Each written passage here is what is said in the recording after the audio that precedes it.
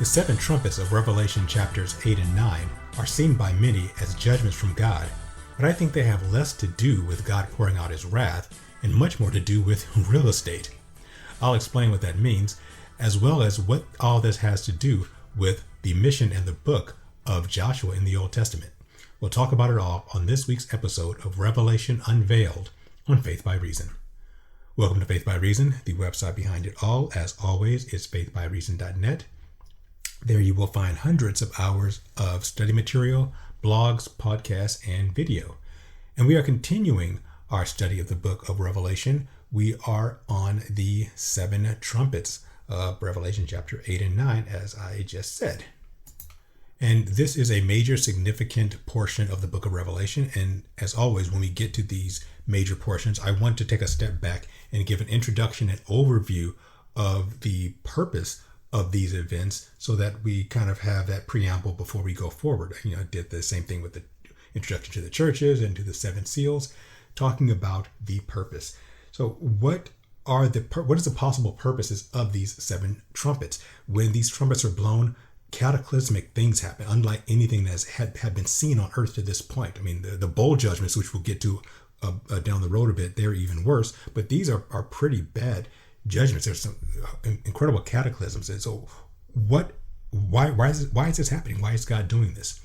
Well, the traditional view is that these seven trumpets are the continuation of God's judgments on the earth for mankind's sin.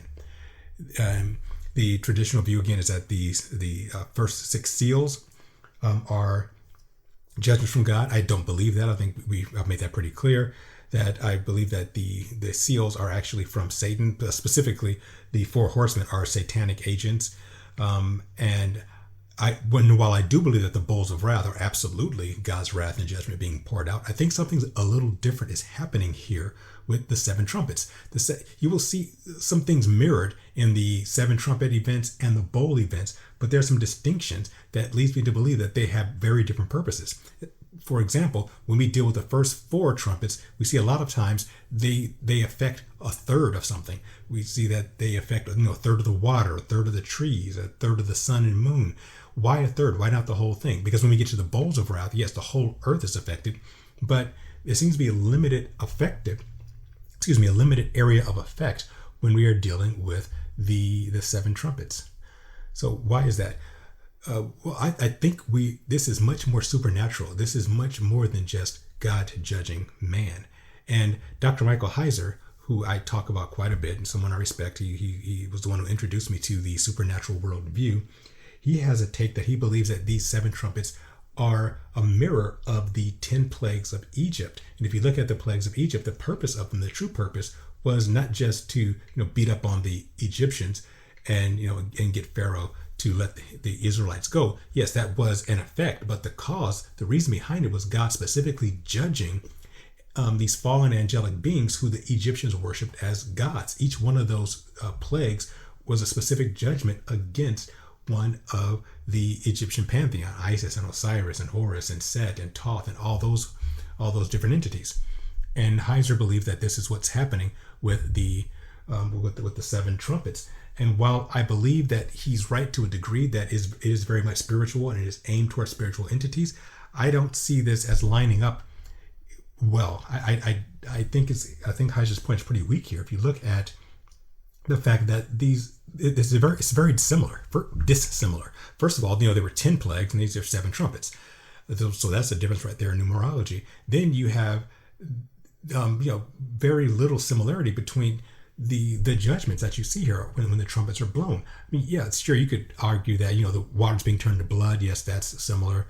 You can probably also look at the sun and moon being dark, and that's similar, but that's about it. The other the other events aren't really compatible. I mean, if you made a stretch, you could maybe say the locusts and when the fifth trumpet is blown, is kind of similar in nomenclature, but as we see when we get to the fifth trumpet, those locusts are very, very different than the ones that the Egyptians suffered through. So I don't think that's it either. So as I said in the preamble, I think this is less about judgment and more about real estate. And I'm being serious here. What is the most important real estate in the universe for the purposes of God and for the fallen angels. It's the earth. The earth is the most valuable property in existence because all of mankind and all the spiritual world want possession of the earth. So let's look at kind of to use a real estate term, the chain of custody of the earth. So of course, God made the earth initially, so it was his property. If you make something, it's yours.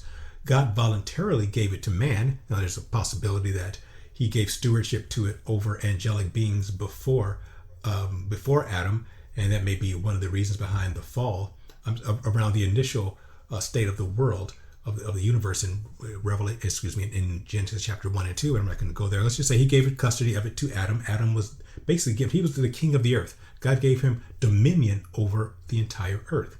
Adam lost that dominion when he sinned because it required someone who was reporting to God as part of God's counsel, overseeing the earth. And Adam lost that position, and the earth and the animals no longer obeyed Adam.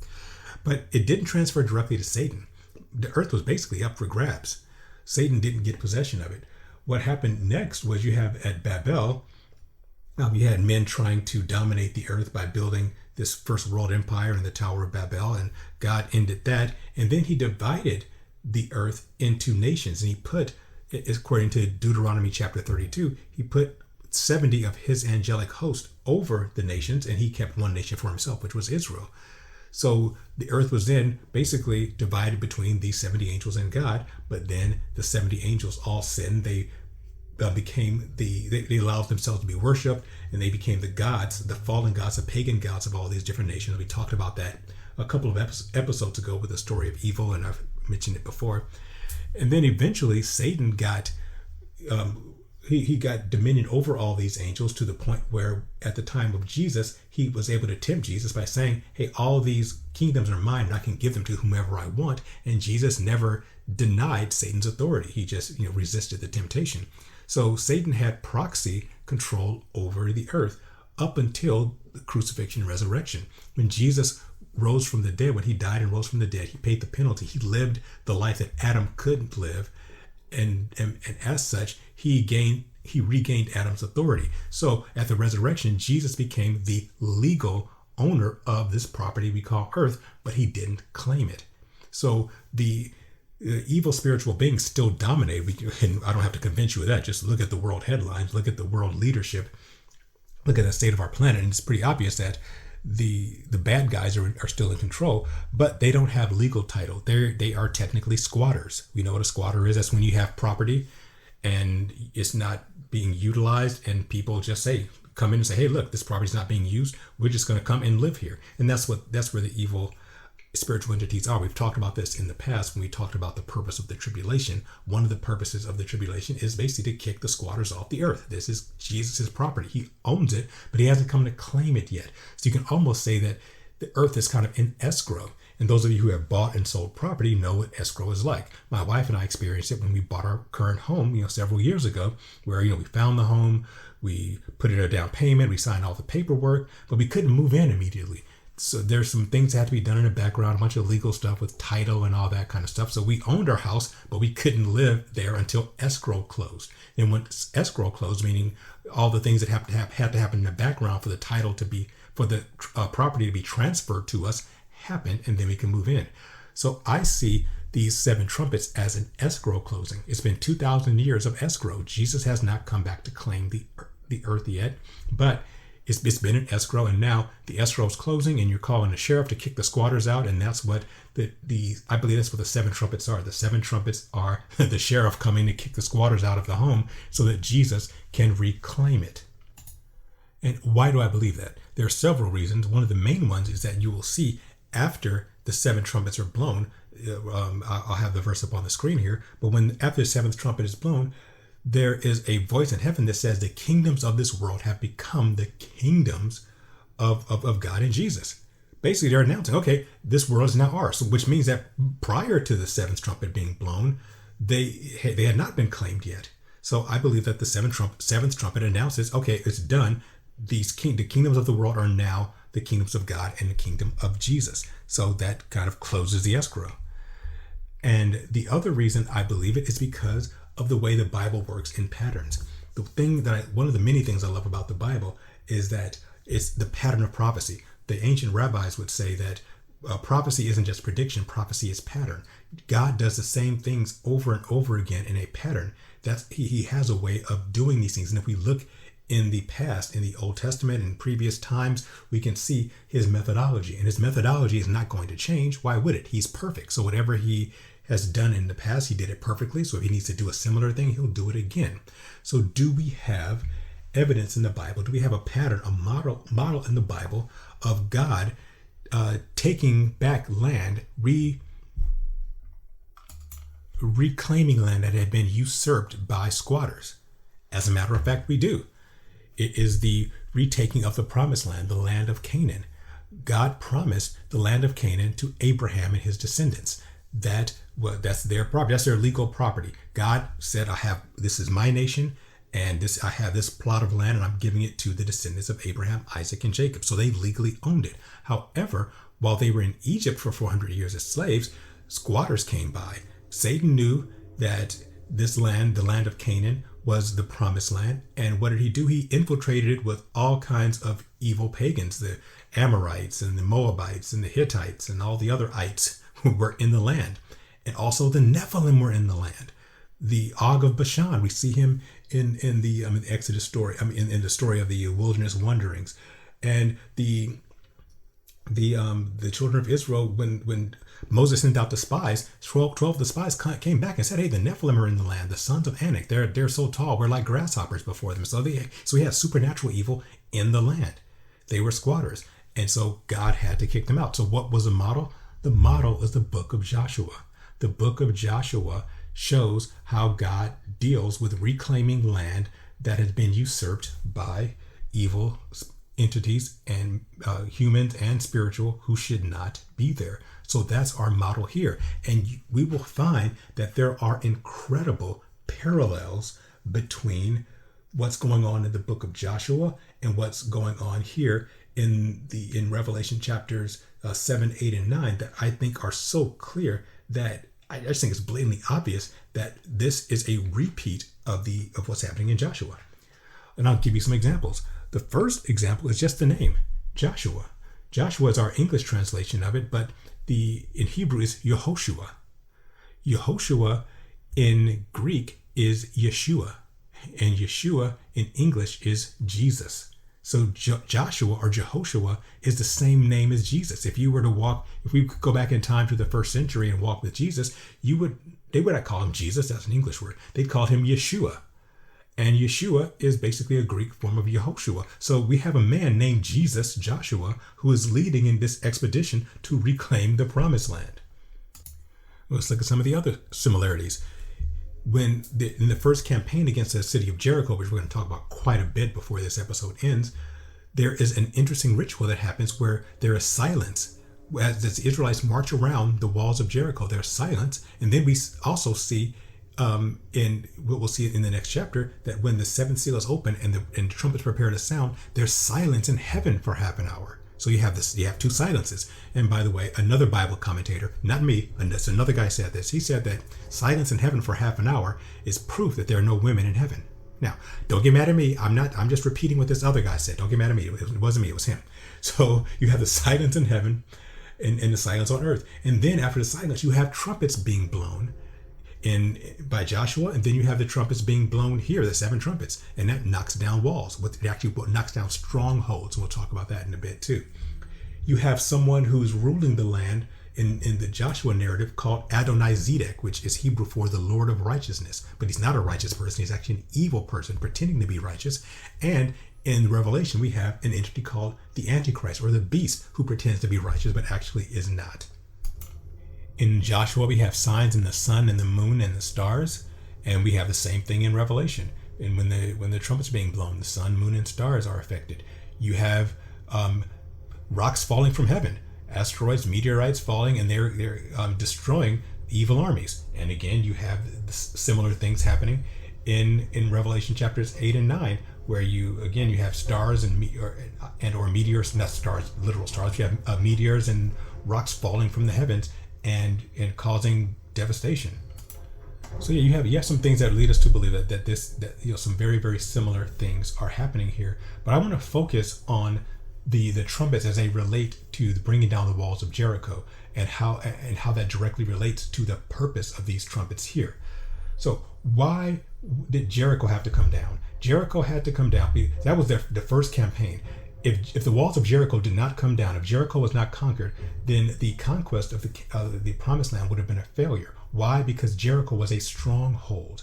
Now, in military terms, a stronghold is where supplies and weapons are being held. And when you are in warfare, one of the first things you need to do is take care of the enemy's supply lines. It's not just about who has the best fighters. Now, if you study any type of military tactics, you know that's one of the first things they want to do is affect the supply lines, because if you have the greatest army in the world, the best fighters in the world, that's not going to help if they don't have any food, if they don't have any weapons, and all the food and weapons are held in the storehouse. So if you cut off the stronghold and the storehouse, then they're going to starve and they're not going to have any weapons. So if Jericho was not taken out, then the enemies of Israel would have had a steady supply of weapons and provisions. They could have kept the war going long, and they could have worn the Israelites out. So Jericho had to be taken out. Jericho was a stronghold. And that was the purpose of those trumpets sounding in the days of Joshua, was to bring down the strongholds. Why is that important? Because that is the purpose of the 7 trumpets here in Revelation, bringing down strongholds, bringing down the walls. Now, we're not talking about physical walls. I'm not going to tell you that the Antichrist is going to put up a physical wall barrier around the earth. Of course not.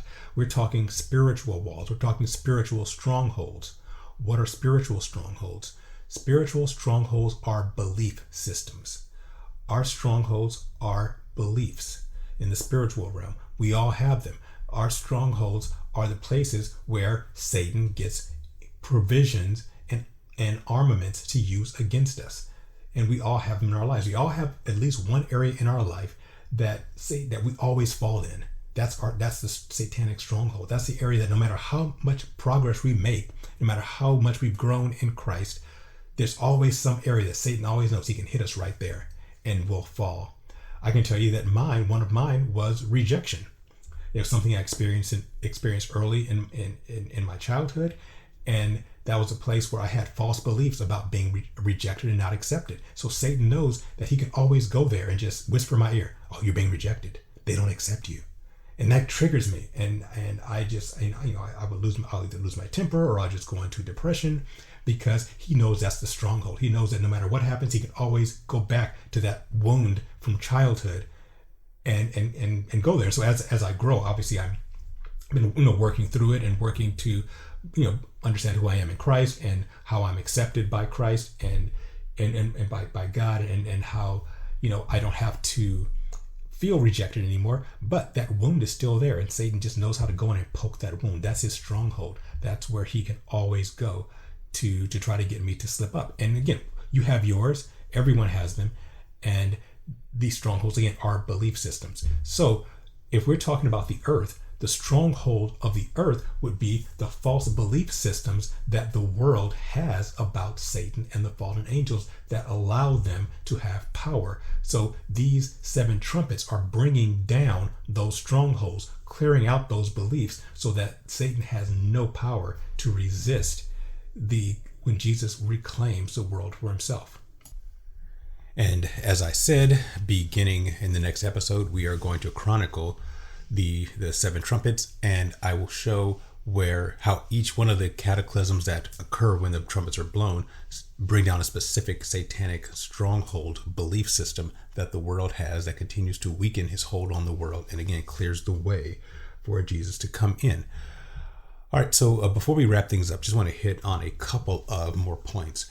And here's a very interesting one. We were talking about all the similarities between the 7 trumpets of Revelation and the conquest of Canaan, or the promised land, by Joshua. And there's one more I want to bring up, and this will be very interesting to those of you who like to study the rapture.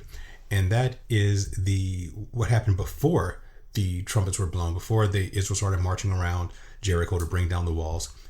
Joshua sent in 2 spies to spy out Jericho. what's interesting about it is that they didn't really gather any intel or anything like that that you would normally expect a spies to do. The only thing they ended up doing was saving a woman named Rahab.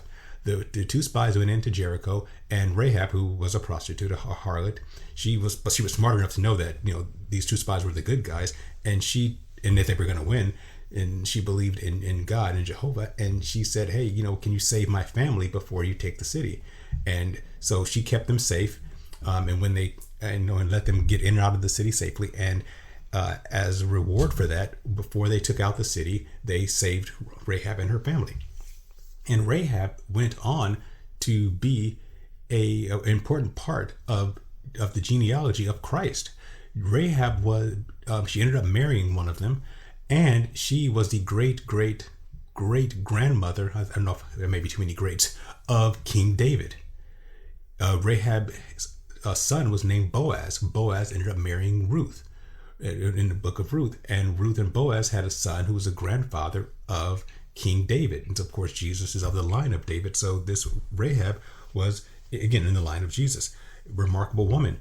But we could also consider her a Gentile bride. She was obviously not a Jew. She was a Gentile. She became a bride, and she was saved before the walls were brought down. So people who believe in the rapture and a pre or mid-trib rapture often use this as an idiom for, because again, you have a Gentile bride being taken out of harm's way before judgments happen, before God brings down the walls of the city, before he judges that city. And people, again, can see that as a pattern of the rapture. Some say it's a pre-trib rapture because they see it as a model of the pre-trib rapture because, again, Gentile bride taken out before the bad stuff starts to happen. The mid-tribbers see it as a mid-trib rapture. Why? Because they relate the two spies to the two witnesses who start their ministry during the tribulation and are killed in the middle of the tribulation. We'll talk about that when we get to chapter 11. But anyway, just wanted to throw that out there. I think it's very interesting.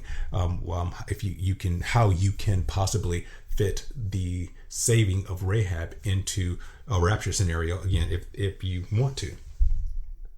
The other thing I want to talk about is the timing of the seven trumpets. When do the seven trumpets occur vis-a-vis the 7 last years of human rule on the earth, which you call the tribulation?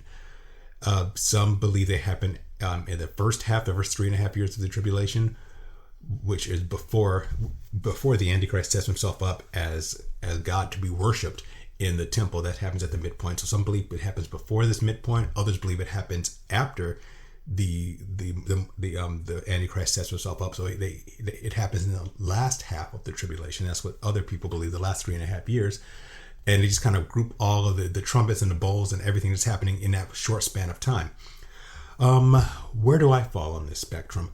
I've gone back and forth. I would say early on in my study of Revelation, I put it in the first half of the tribulation because that's where a lot of the commentators who I was reading and who I liked put it. But I've heard good counter arguments to say that it happens in the second half of the tribulation, that it happens during the second 3.5 years. And some of the reason that people believe that it's in the second half is that there are some allusions to people already having the mark of the beast when this happens, and the mark of the beast happens at the 3.5 year point or pretty soon after that. So the trumpets would have to happen after that midpoint. But there are reasons, again, there are good reasons on both sides. And honestly, right now, I'm leaning towards the seven trumpets happening, or at least the first 6 happening before the midpoint, or maybe right around the midpoint. Maybe in like that last, if you're talking 3.5 years, maybe that last a year or so before the midpoint happens, for a couple of reasons. One reason is that we'll see in the next episode that you have language about stars, which we know are angelic beings, falling from heaven. And we see that begins to happen at the 6th seal. So this could be a part of that scenario. You also have the fact that the 144,000 are, which you talked about last week, that they are sealed before this happens. And then we see them in Revelation chapter 14 in heaven before the last part of the tribulation. So if they're sealed in order to protect them from these trumpets, and they're gone by the midpoint, either martyred or raptured in a mid-tribulation rapture, then then you have to think that the trumpets are being blown in that first half of the tribulation. So I tend to believe that they may even overlap a little. I think they're going to happen towards the end of the first 3.5 years, may even overlap a little bit into the midpoint. But I'm not dogmatic about that. I'm not going to say it definitely happens in the first half or it definitely happens in the second half. I truly don't know. Like I said, I tend to believe that it's going to happen in the first half, and it may stretch out. We don't know these are going to be quick. I mean, when we look at them again, there's some pretty serious, devastating things happen. And I don't believe that, all the waters are going to be turned to, a third of the water is going to be turned to blood one day, and then a week later it's gone. So I think they're going to linger. So they may not happen quickly. They may happen over an extended period of time. But again, as of right now, I believe they're happening in the first half and may bleed a little bit into the second half, especially when we get to Trumpets 5 and 6. And we will talk about that more when we get there. Okay, let's wrap up. We may actually be a little early this episode. So just to summarize, the traditional view of the 7 trumpets is that they are judgments from God, and that the reason that they only affect certain portions of the earth, a third or a fourth in certain cases, is that they're kind of a warning shot. They're God showing mercy and giving people another chance to repent. I don't buy into that idea.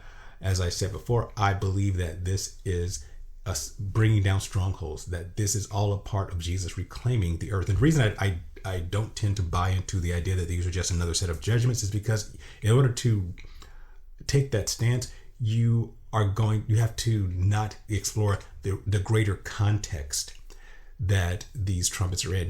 You're not doing what God tells us in, I believe it's in, I'll put the verse up. Amos chapter 3 verse 7, where God clearly states that he does not do anything until he reveals it to his prophets first. So he doesn't do anything without precedent. Everything that's why we keep going back to the Old Testament over and over again in the book of Revelation, because I think God sets that pattern. And if you just say, oh, these are just more judgments from God, without the context of when have these things happened before, when has this pattern happened before, then you are missing a great deal, and you are basically ignoring Amos 3:7. So we look back at the pattern, and there is, as I said before, a pattern of how God dispossesses the land of usurpers, that he dispossesses the land that he owns from usurpers, and the reclaiming of the land of Canaan from the usurpers is the pattern, and we're going to see that pattern again. And you have the same things happening. You have a silence, you have horns being blown, you have trumpet, you have the walls coming down, you have a Gentile bride being saved beforehand, you have signs in the sun and the moon, you have stars falling from heaven, you have meteors or rocks falling from the sky, you have all these things, and they're happening. They happen in Joshua, they're happening again in Revelation. It is not a coincidence. This is the same pattern. Amos 3:7, God shows us what he's going to do before he does it, because he is just, and that would be the just thing to do. And that's what I believe is happening here. So in the next episode, we are going to go over the first 4 trumpets and the cataclysms that they cause. And what I will do is talk about what the trumpets mean, what is the cataclysm that happens, how it affects the earth, and how it affects the stronghold, how it destroys one of the big belief systems that people have about Satan, so that by the time this is done, people are going to have a clear choice. You either believe in Satan, who's a failing God, small g God, or you can believe in the true God of the universe, who has just brought down his walls. So that's it for today. Thank you for listening. I appreciate it. Please subscribe to faithbyreason.net by putting your email into the right navigation area. If you are on the website, if you're here on YouTube watching, then please subscribe. Hit the subscription button, hit the notification button, hit the share button, hit all the buttons you need to hit. So I appreciate it, so that this message can get out to more people. And I will talk to you next week when we look at the first 4 trumpets of Revelation chapter 8.